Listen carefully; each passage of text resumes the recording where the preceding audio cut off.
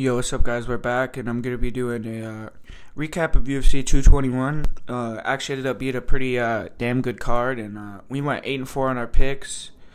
Once again, we hit for the most confident pick, so we're up to 5 for 5 for the year for that. So that's pretty cool, you know. And then we missed the parlay again, man. Li Jingliang really shit the bed for us. I thought that was a horrible performance by him. Don't really know what happened there, but 2 for 5 on the year for that now. But like I said, we're 5 for 5 on the most confident pick, and the parlays are a little bit hard to hit. I just do that for fun for you guys. But we're 5 for 5 on the most confident pick. We were 8-4 on our picks, and the first fight of the night was Luke Jamo against Daichi Abe, who was Luke Jamo's actually an underdog pick that we got correct. You know, Luke Jamo in that first round got in a lot of trouble. He was dropped, hurt really bad, and was forced to survive. You know, he showed a lot of heart. I actually thought that a couple times he was, almost completely out, because he was, on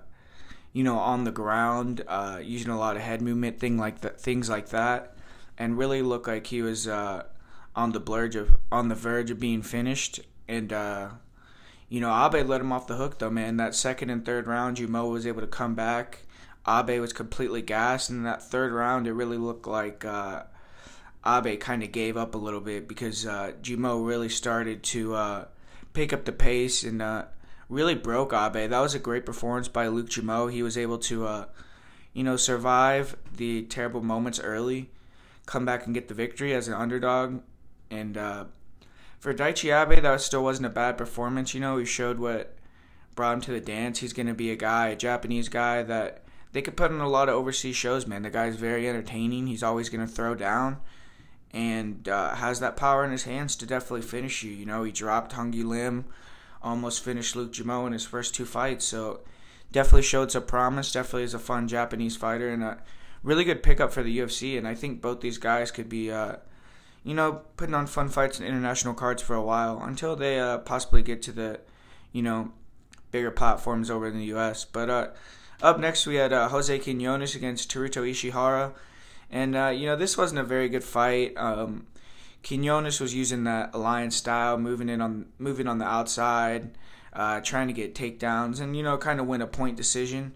In that first round, he was really able to do it, man. He grounded Ishihara, was trying to get the back, get the rear naked choke. But he lost the choke, and then Ishihara was able to get up. And at the end of the round, Ishihara hurt Quinones, and he kind of did that in every single round. Quinones definitely needs to shore up his defense at the end of rounds, because he was getting clipped at the end of the round. But I definitely thought Quinones won that first round. He definitely dominated with his grappling. But after that, man, I actually thought Ishihara took the second and third rounds. But, it was close. The third round was actually extremely close. Ishihara did look like he was a little bit more had a little bit better cardio at 135. Maybe the guys don't wear on him quite as much. And it seemed like he was able to fight out quite a few grappling situations where he was getting muscled at 145. So definitely might have found a better home here for Teruto Ishihara. And for Quinones, now that's, I think, 4 wins in a row for him here in the division. He hasn't fought, very high-level competition.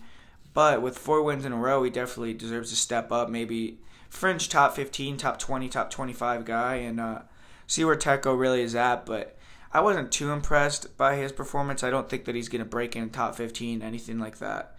But up next, we had Ross Pearson against Mizuto Hirota, and this was a good fight, man. Ross Pearson kind of did what I thought he was going to do. Had good head movement, good defense. He was able to land jabs, land counters off slips. And, Pugness didn't go for as many takedowns as I thought. I thought he was going to be able to maybe push the action, maybe to control up against the cage a little bit. But he didn't even do that either. Pearson did a great job of every single time early Hirota tried to engage with the clinch. He was hitting him with big knees to the body. And I think that really stopped him from wanting to continuing to engage in that clinch later on in the fight, go for takedowns. Because second and third rounds, his takedown game was almost non-existent, and he just allowed Pearson to kind of get in his groove, man. Especially in that third round, Pearson was really starting to land some shots, really starting to look pretty good. His counter punches were really blooding up Hirota's face, and The only time he had trouble was in that second round. He did get clipped and dropped and was hurt very bad. But he looked to recover pretty good at the end of the round. It was kind of lucky, the timing. And was able to survive. That third round came out, looked real fresh, and kind of put it on Hirota. And for this, man, I would love for Ross to go out on a win here, go out and retire. But don't think that's going to happen. He said that he wanted to fight Dan Hooker again. So that's a little bit unfortunate. Not unfortunate, but I just wish Ross would, think about going out on a win here in his home country. But for Ishihara, that's 2 in a row after coming in to the UFC with some pretty good momentum, beating Cole Miller and having that draw with Ishihara. But now, Hirota's 36, just moved up the weight class, lost to someone with 4 consecutive losses. You have to wonder his standing in the company, if he's going to get cut, if he's going to be able to stick around, get one more fight. We're going to have to see, but Hirota definitely is a guy that is going to bring it. He's never going to quit and always going to bring you some fun action fights. So maybe he could stick around. Who knows? And then up next, man, we had a great fight. Jussier Da Silva against Ben Nguyen.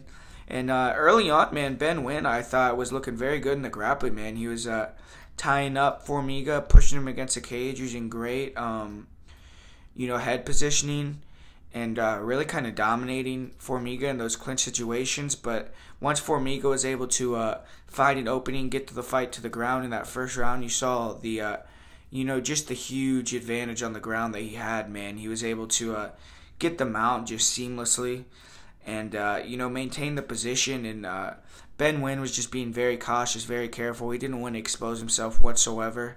And then, Da Silva was able to kind of steal the round with that after Ben Nguyen had a pretty good start. And then in that second round, I thought Ben Nguyen came back pretty good, pretty nice. And, he was landing a few shots, landing some shots, denying takedowns. Had pretty nice kick to the body. And, I actually thought that when Formiga took him down that round, he was very calm, very comfortable. And, right when he felt Da Silva jump for that arm triangle, got right back up. And really, I thought he won that second round. I thought it was a very close second round. But thought he won the second round, and it was 1-1 going into the third, man. And then in that third round, neither guy really came out with much aggression. But Ben Nguyen was actually the one throwing more strikes, was throwing right hands. And then, Ben Nguyen got clipped with a big right hand. And, he kind of got rocked a little bit, kept coming forward. And then you saw Silva set up that spinning back fist, landed that clean as hell, man. That was a hell of a knockout drop by Da Silva, man. Beautiful spinning back fist. Got the back, locked in the rear naked choke, and Ben Nguyen went to sleep, man. Ben Nguyen definitely is the type of guy to tap. Definitely has a lot of heart, has a lot of grit. I feel like a lot of Asian fighters, they really, have that indomitable spirit, that Bushido spirit, and they really just fight to the end, man. And that's what Ben Nguyen did. He decided to go out. And Jussier Da Silva, man, really impressive. That guy's really been a staple in the UFC for years now. Really has a lot of big-time wins and could be looking at a title shot or maybe one fight away from a title shot. Because he's really beaten a lot of guys, man. He's beaten a lot of top guys. He's beaten, Tim Elliott, Dustin Ortiz, Wilson Hayes, Zach Makovsky. He had a split decision with Henry Cejudo, split decision with Ray Borg. So he's right there, man, right there. I mean, I don't think he has anything for Demetrius Johnson necessarily, but Formiga, man, definitely has had an amazing career, definitely deserves everyone's respect. And then up next, we had just an amazing performance, man, with Alexander Volkanovski against Jeremy Kennedy. And, man, he was just so much stronger than Kennedy, man. Every single time Kennedy was able to get in, try to initiate a clinch, do anything, you saw Volkanovski get those double unders, turn him around, man, and just ragdoll the boy, man. He was just ragdoll him, taken to the ground, able to get kind of that fireman's carry type position, and just rattled off big shots, just hammering Kennedy, making him look like a bitch, man. And Kennedy's no bitch, man. He was 11-0, great grappler, and really just got dominated in that fight. I thought the first round was a 10-8. Second round was going towards a 10-8. It was kind of the same thing, Kennedy trying to, push him against the fence. Volkanovski turning around, getting a single. putting Kennedy on the ground and getting in that position, starting to rain down elbows, raining down knees to the body, right hands. And Kennedy was really feeling it. He was shifting, he was trying to do stuff on the ground, but wasn't really effective with anything whatsoever. And with about 30 seconds left, man, you saw Volkanovski really rev it up, really start to throw down hard shots, and really, really beat up Jeremy Kennedy. Got the finish there, that second round, like I predicted. And was a great fight for Alexander Volkanovski, man. Alexander Volkanovski also said in that post-fight that he had a torn MCL in that fight. Just pretty incredible, man. That guy always comes into fights with pretty significant injuries. Never seemed to affect him, though. But 4-0 in the UFC now. Beating an undefeated prospect who is 11-0, 2-0 in the UFC. He's now won 14 in a row. Give that guy a top 10 guy, top 15 guy. He deserves it, man. That performance was just like Khabib-like, dude. It was incredible. And, he definitely is a factor in that division. And for Jeremy Kennedy, man, I don't think that it's too big of a loss. He's still young, still 25 years old. Just has to get back in the gym, bounce back from that, man. But really needs to work on his strength or his boxing, his striking as well, because he was really out-muscled. And then on the feet, man, he doesn't have much, man. Really seems like stands very tall, a little bit nervous to engage. And then up next, we had very, very anticipated debut with Israel Adesanya, who came in and fought Rob Wilkinson. And early on, man, it looked like Wilkinson might have came in to steal the party, man, because he was, staying glued to Adesanya, keeping those underhooks, keeping him pinned against the cage. And Adesanya was showing his calm, showing his cool, being very collective, and just kind of trying to ride it out, man, get back to his feet every single time he was getting taken down. Just try to wear out Wilkinson, make him work for these takedowns. And near the end of the round, he finally got some separation and landed some nice punches on Wilkinson, landed a low kick, and then really started to kind of put it to Wilkinson towards the end of the round. And you could start to see the change in the eyes of Rob Wilkinson when you saw that Israel landed that roll and got back up. You just saw Rob was like, oh, fuck, like, I really can't strike with this guy. But then started that second round, Israel came in at range, was really looking good, landing two big left hands, man. And Wilkinson was really looking desperate after that, diving for crazy takedown attempts from super far out. And, he was just Adesanya was just looking so slick, man, landing head kicks from the outside. And, just really just not even letting Wilkinson get close to these takedowns, man. Wilkinson tried to ankle pick. He tried double legs, tried a bunch of takedowns, very desperate as well, and just had no success for him whatsoever. And Adesanya broke Wilkinson's nose pretty bad, it looked like, as well, and started really teeing off to the body with knees and kicks, man, and punches to the body. It was really something really nice to see, and had him against the cage and really started unloading with knees, kicks, and punches, and really just finished the fight.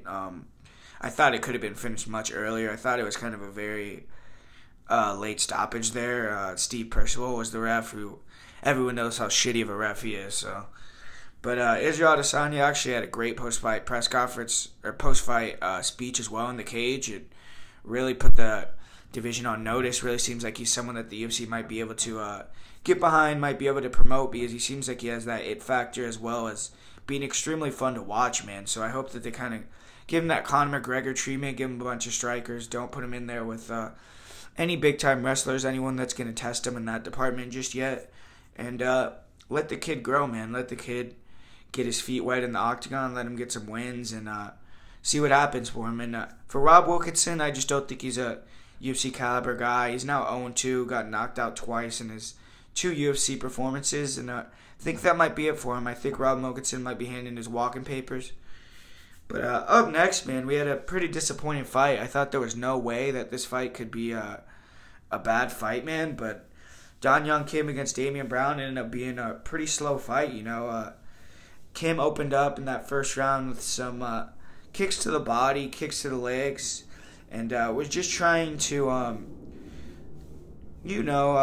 seems like he was trying to move around the outside. And Brown was like feigning and faking, trying to charge in the pocket, but Kim was just staying on the outside, reaching with his punches, and just throwing that leg kick, really messing him up with the leg kick and hitting the jab. And Brown started to get impatient towards the end of the round, started trying to get a straight right and trying to get in that pocket, start to throw down, because Kim was really trying to be on the outside there.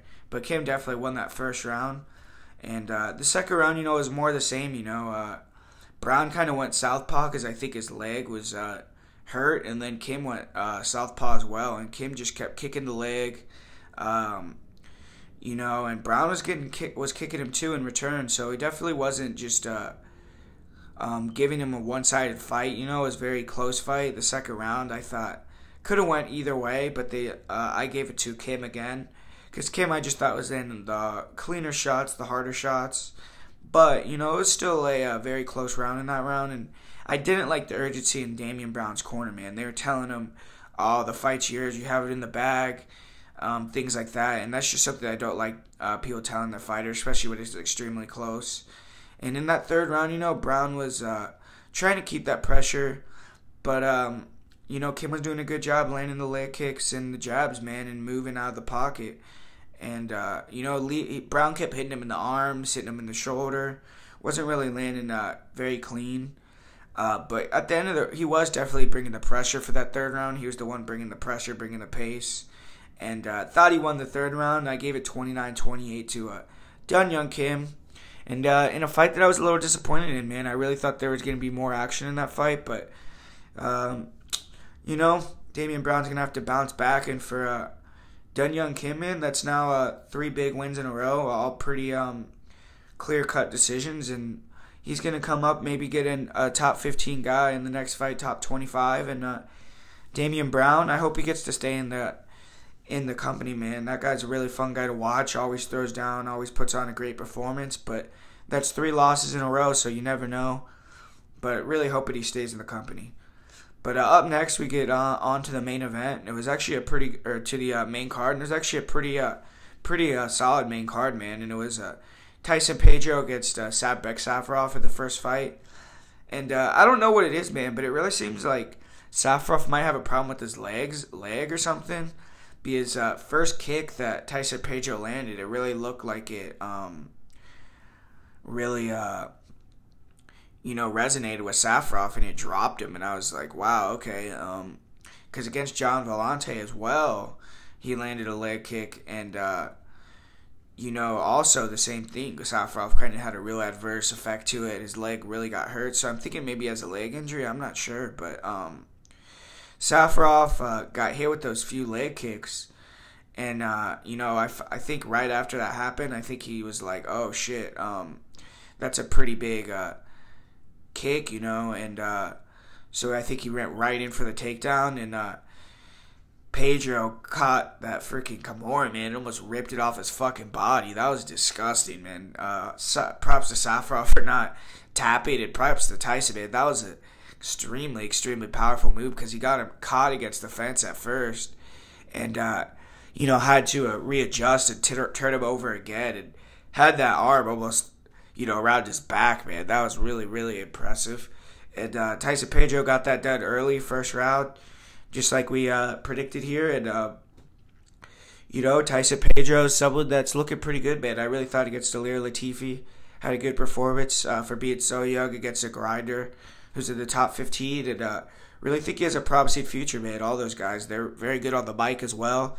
You should check out the Halftime podcast with him and Tai Tuivasa. It's a pretty good podcast. And, him and Tai Tuivasa definitely have a lot of personality, man. Something that the UFC definitely wants to get behind. And then up next, we had a very disappointing fight with Jake Matthews, Lee Jigliang. And the fight wasn't disappointing because it was a boring fight. It was an incredible fight, but just a very terrible performance by the Leech, man. The Leech was coming in super aggressive early, like he always does, and really tried to get in a brawl, man. And Matthews was just landing the cleaner shots, and Matthews dropped him, knocked him down with a pretty nice shot in the pocket. And, was in the full bout, landed some big shots, big elbows. And Lee, he gave him his back, man. And Matthews was, securing the hooks and trying to get that rear naked choke at the end of the round. And really, really, really fucked him up that round. And Lee was surviving. He survived. And I really was thinking that maybe after that he was going to do his usual thing where he turns it around and comes back in the fight. But no, man. But I gave that a 10-8 to Matthews in that first round. Then that second round, I did think the Leech did come back and win the round. He was pressured good. Catching. He did get caught that guillotine early in the round. Looks pretty tight, but he actually was getting an eye rake. He stuck his fingers inside of Jake Matthews' eyes, which was very disrespectful in my opinion. Very, very unsportsmanlike, and the ref didn't do anything about it. And, just sticking his fingers in his eyes like that made him take off the guillotine. And then when he got up, he was really pressuring Matthews. And I thought Matthews was about to break, man, because landed some big combinations against the cage and really started to land some big shots. And then Matthews was screaming at him and landed some shots. And both men started landing shots. And, Lee was doing pretty good, man. Lee won that round, I thought, 10-9. Then that third round, Lee came in. I thought he was an aggressor again, making Matthews back up. And then Matthews landed a real nice double leg, though. And Lee was able to get up straight away. Matthews landed a right hand. And Matthews really dropped Lee pretty bad. And Lee had to recover, get back up, hit a sweep. And he was putting Matthews against the cage. Then he stood up over him, got on top. Was landed some big shots against the cage, and I thought that in that end of that fight, though, Matthews leapt in with that left hand, clubbing overhand right, and kind of punctuated the fight, kind of hurt Lee at the end of the fight. And, I thought Matthews looked like the best he ever had. Definitely, I mean, I don't want to throw any stones, but definitely looked like he maybe was enhanced a little bit, if you know what I'm talking about. Definitely looked extremely big for that fight. But, we don't know what happened there. And Matthews came in and straight up dominated Li Jingliang, who was on a 4-fight win streak, man. And who knows, maybe he's really turned it around at welterweight. Maybe he's really going to come back and, with the vengeance. But that was a real impressive performance. He really got away from being afraid to throw hands. He was actually very willing, very wanting to throw down, and screaming, man, with his hands down, wanting Leach to throw at him, and very, very different than what old Jake Matthews was in the past, man. But up next, we had Tai Tuivasa against Cyril Asker, and this, was kind of elder abuse, man. This was kind of really kind of hard to watch a little bit. Tuivasa right away he landed a big shot almost right away, backed up Cyril Asker to the fence, landed a big right hand, and he kept landing those step-in elbows, man. Those things are incredible, man. That step-in elbow that he has against the cage, I don't think many guys can take that, man. And he was landing a lot of big shots, a lot of barrage of elbows, a lot of barrage of punches to the body, to the head. And, Tuivasa looks like he might be the real deal, man. That guy's fast as fuck. Very slick, very smooth on the feet, and just someone that I think comes in with terrible meat intentions and wants to finish that shit early. Very fast and big too, man. That guy's huge for the weight class, and still deceptively athletic. And thought that fight could have stopped way earlier, man. The way that ended looked terrible when he just pushed him to the ground. He fell flat on his face. Once again, Steve Percival was the ref on that one again, but. Great performance by Tai Tuivasa. I know he was saying that a lot of people have been turning down fights to fight him, and can kind of see why, man. You don't want to get knocked out like that early on in your career. Cyril Asker is someone that I really actually do respect, because I think he will take any fight. He's fought some huge guys. He fought Walt Harris, fought Jared Cannonier, guys that definitely were, much better athletes than him, and he never gives up, never strays away, never tries to use a game plan, always comes right at him, always comes to fight, and I really respect that guy. But up next, we had Curtis Blades against Mark Hunt, man, and what a great fight, man. What a great first round for sure. I mean, after that, maybe got a little bit boring, but I'm a fan of Curtis Blades, so it was a fun fight for me to watch personally. And that first round, man, Curtis Blades came in. I thought he was a little bit too willing to stay on the outside with Mark Hunt, and came to fruition, man, because he was hit with some big shots, man, big combinations, and Hunt looked like he was going to end it, man. He really landed a big right hand, almost dropped Curtis Blades, really landed some shots. Then he did drop Curtis Blades, and Blades was able to get right back up, but he was on some really rubber legs, and able to get a very timely takedown, man. If he wasn't able to get that takedown, I think Hunt would have been able to win that fight, but Blades was able to secure a takedown and kind of able to control the where the fight went after that, man. That second round, got a takedown very early in the round, got on top, and just was able to just be very heavy on top and land shots, man. Landed some big elbows, big shots from the half guard, sliced open Mark Hunt, man. Mark Hunt was looking pretty beat up after that fight, especially in that third round, man. I thought that third round was definitely a 10-8 for Curtis Blades. Blades was able to get that bout at one point in that round and land some big ground and pound to the head. Really, really hurt Mark Hunt. And Curtis Blades got the biggest wins of his career there, man. And that guy looks like the real deal prospect. Most of the time, man, these young heavyweights, you'll put them up against these guys and they never win. You know, man, all these guys kind of get pushed back. And that's where we have these 37, 38-year-old guys all at the top of the mix at the heavyweight division. But Curtis Blades, man, that's 3 in a row, and he kind of pushed through, man. He beat the number 9 guy, beat a established guy, something a lot of young heavyweights really have trouble doing. And I don't know, man. Now he's going to have to move up maybe to that top 5-ish range. I would love to see him fight, maybe an Ngannou again, someone like the winner of Derek Lewis versus Marcin Tybura.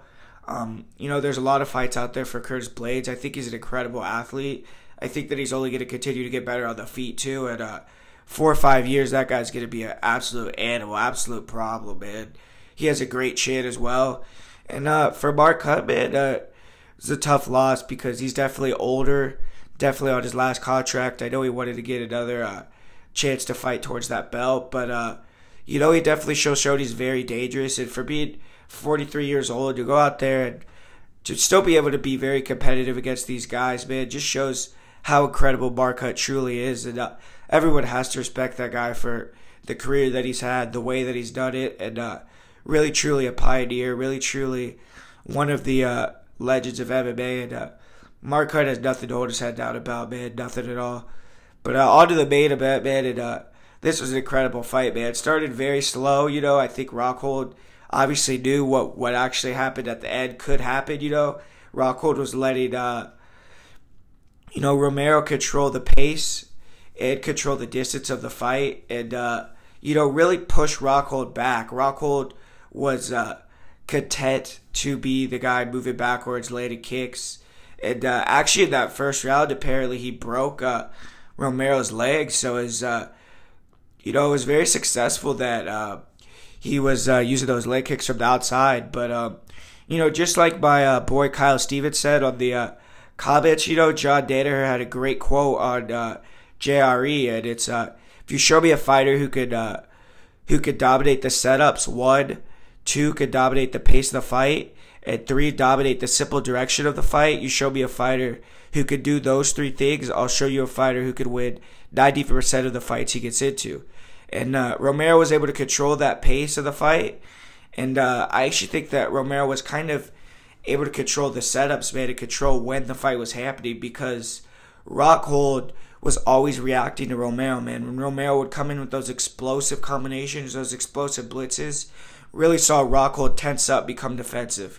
And when Rockhold was tensing up, becoming defensive, backing up, really started shooting out that jab and really moving, man, I started to see maybe it was the beginning of the end for Rockhold, because he's really protecting his chin, man. Really, really, really knows that that chin is definitely a target, definitely is very weak now. It doesn't want to get hit, man. And that second shot is not going to help Rockhold's chin, man. That was a brutal punch, man. Knocked him out absolutely cold. That was vicious, man. That second punch was not needed at all. But Romero's a fucking savage, dude. I fucking love that guy. I don't really care about... I mean, I do care. It's very unprofessional. that he missed weight, but he took the fight on short notice, saved the card, and came all the way out to Australia. And I don't really give a shit, man. I mean, the interim title, who gives a fuck? Interim titles are completely pointless to me. Same stakes right hand. He still gets to fight Robert Whittaker. That was what was going to happen before. At least I hope so, man. Hope that they don't just give him that win and they give Gastelum versus Whittaker or something crazy. But really hope that he gets that shot against Robert Whittaker, man. And that'll be a great second fight, man. The first fight, 3-2. Very, very close. Who doesn't want to see that fight again, man? Romero's the fucking most athletic 40-year-old in the history of mankind, man. Who doesn't want to see that guy keep fighting? And for Luke Rockhold, I really don't know, man. This is a very interesting thing for Luke Rockhold. I don't know if it's his chin is just very much deteriorated. Maybe it's the weight cut. He doesn't look horrible at the weigh-ins, man. And when he's talking post-weigh-in, he can't even put sentences together. Really looks incredibly drawn out. Maybe if he goes to 205, his chin will become a little bit better. Who knows? Because he definitely still is elite level skill-wise. Doesn't need to retire. Nothing like that. But just something there with his chin, man. And definitely needs to address his defense when he's backing up. And once he gets caught against the cage, against Yoel, you knew that shit was over, man. Because just the way that Yoel can explode, man, is just so incredible. And that guy, for being 40 years old, he was so thick. His legs were so big. He's just such a fucking beast, dude. And, Romero's just one of the best of all time, man. You really have to say that now. Look, with the wins that he's had, man. Think about this streak that he's been on. He's beat Lyoto Machida, Chris Weidman, Luke Rockhold. I mean, this is an incredible run, man. Lyoto Machida, Chris Weidman, Luke Rockhold. He's beat Derek Brunson, beat Jocko Ray Souza. I mean, what more do you want from this motherfucker? This guy is absolutely incredible. And Robert Whittaker beat him, man. So you know that up at that top of that middleweight division, you have some of the best MMA fighters of all time up there. And definitely think Yoel cemented his case, man. And that's another third-round finish. Everyone talks about, his cardio, everything like that. But, he's had so many third-round finishes, man. Just very good with being very deliberate with his pace. Just not exploding early on. And I really think that idea of him having bad cardio is just very much just an over-exaggeration. I think people see those guys that are, big black guys, kind of like Tyron Woodley too, where they have a lot of muscle and they're very, huge. And I think people say, well, he has to have bad cardio, but sometimes that's just not the case. Everyone slows down in 5-round fights. But, I mean, that's 1, 2, 3, 4, 5, 6 UFC finishes in the third round now. He's beat Hottie Marks, Derek Brunson, Tim Kennedy, Lyoto Machida, Chris Weidman, and Luke Rockhold, all with third round finishes. I mean, pretty incredible, man. Pretty incredible. And going to give it a wrap for another great pay-per-view. Next week, we'll be back with the UFC Austin card. I'm actually going to be doing a breakdown for that tomorrow, so be on the lookout for that. And thanks for watching, guys. Subscribe for more. And once again, we were 5 for 5 on the most confident pick, 2 for 5 on parlay of the week, and 8 and 4 overall on our picks for that week for UFC 221. So hope you enjoyed this recap. Hope you enjoy my prediction show tomorrow. Check it out, man. Subscribe, and have a good one.